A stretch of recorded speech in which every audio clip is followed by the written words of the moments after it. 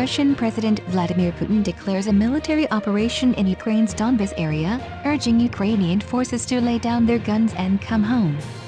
Putin has warned that if anyone attempts to challenge Russia, Moscow will respond immediately.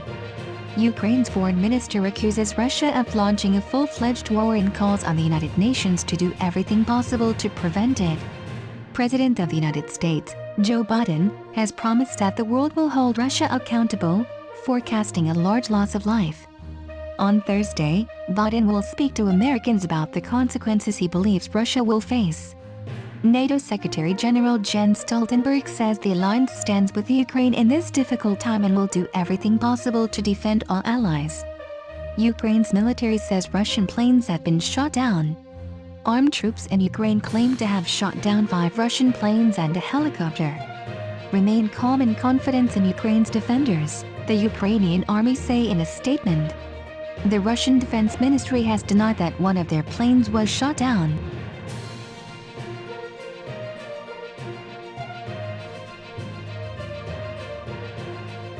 After Russian President Vladimir Putin started a special military operation in Ukraine's eastern Donbas region, oil prices have soared beyond $100, 74 pounds, per barrel.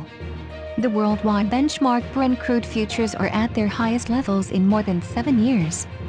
Prices rose earlier this week before falling as a result of economic penalties and efforts to shut down a Russian gas pipeline. After Saudi Arabia, Russia is the world's second-largest crude oil exporter. It is also the world's greatest exporter of natural gas. Tina Teng, a market analyst at CMC Markets, said, "We might see prices sustaining the momentum." Investors are concerned about a tighter supply as a result of U.S. sanctions targeting Russia's primary supply source, the Nord Stream 2 gas pipeline. Nord Stream 2 is a 1,200-kilometer pipeline that will transport gas from the Russian coast at St. Petersburg to Lublin, Germany, beneath the Baltic Sea. The pipeline does not yet have an operational permit, which Germany has temporarily suspended. It took the action after Russia formally recognized 2 separatist territories in eastern Ukraine and dispatched soldiers to the region. In Ukraine, Russia has launched a military campaign. In the midst of the Ukraine crisis, gasoline prices have reached new highs.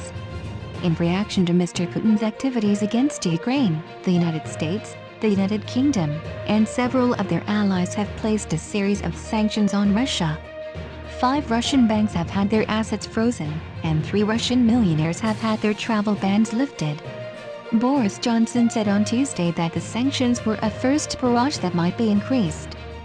Russia's actions imply that economic sanctions aren't having a substantial impact in deterring aggressiveness, said IG market strategist Yip Jr. Rong.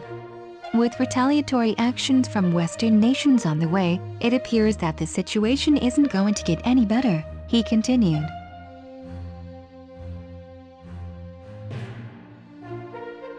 Anthony Langos says he's dreamed of situations like his lead in Manchester United's Champions League last 16 tie with Atletico Madrid in the first leg.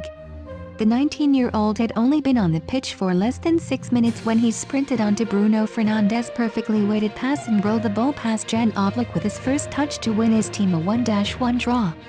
"I've already told you how calm and collected I am when given the chance. I want to repay the manager by giving my all every time I get onto the field. It's a pitch," the Langos said to BT Sport. "I just do my best. I want to be the best player on the field, and I respect the coach. Ralf Rangnick told me to intimidate the defenders and run in behind them when I get the chance. I've always wanted to score in the Champions League against top European teams like Atletico Madrid, and it's a dream come true." Until that point, it appeared as if Diego Simeone's Spanish winners would carry a slim lead to Old Trafford after delivering a masterclass in game control without the ball.